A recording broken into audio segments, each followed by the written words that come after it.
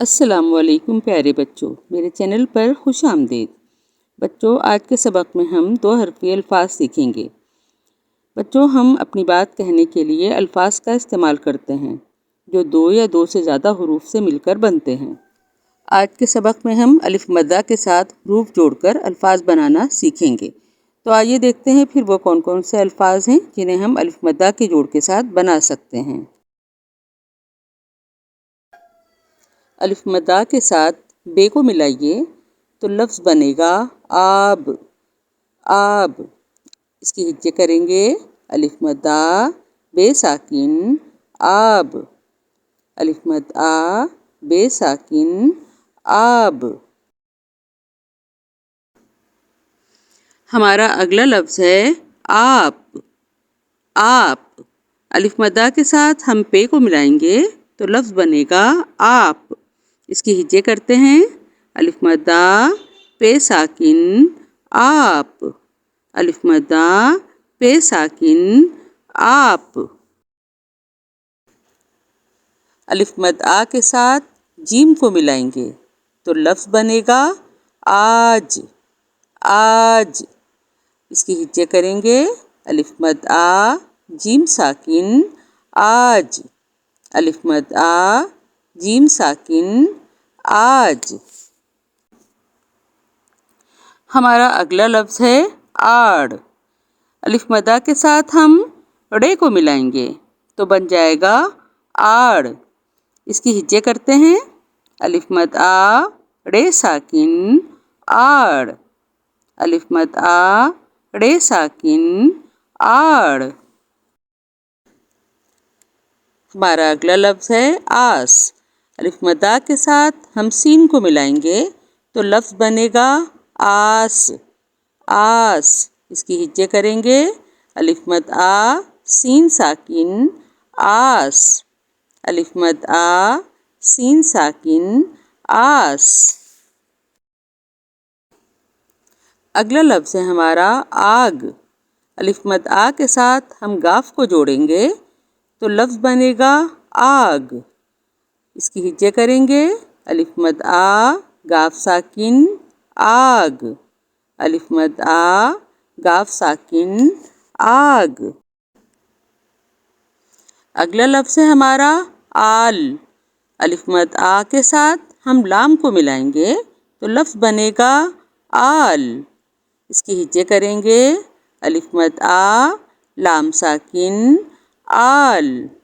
الف مد آ لام ساکن آل۔ اگلا لفظ ہے آم۔ الف مد آ کے ساتھ ہم میم کو ملائیں گے تو لفظ بنے گا آم۔ اس کی ہجے کریں گے الف مد آ میم ساکن آم۔ الف مد آ میم ساکن آم۔ اگلا لفظ ہے آن۔ الف مد آ کے ساتھ ہم نون کو جوڑیں گے تو لفظ بنے گا آن۔ آن، اس کی ہجے کریں گے الف مد آ نون ساکن آن۔ الف مد آ نون ساکن آن۔ ہمارا اگلا لفظ ہے آؤ۔ بچوں، آؤ میں واؤ کے اوپر ہم نے حمزہ کا استعمال کیا ہے۔ حمزہ یہاں ایک نئے حرف کے طور پر نہیں بلکہ علامت کے لیے لگایا گیا ہے، اس لیے یہ لفظ جو ہے وہ 3 حرفی لفظ نہیں بلکہ 2 حرفی لفظ ہی کہلائے گا۔ تو الف مدہ کے ساتھ جب ہم حمزہ واؤ کو ملائیں گے تو بن جائے گا آؤ۔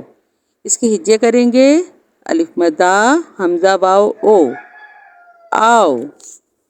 الف مد آ حمزہ واؤ او، آؤ۔ ہمارا اگلا لفظ ہے آہ۔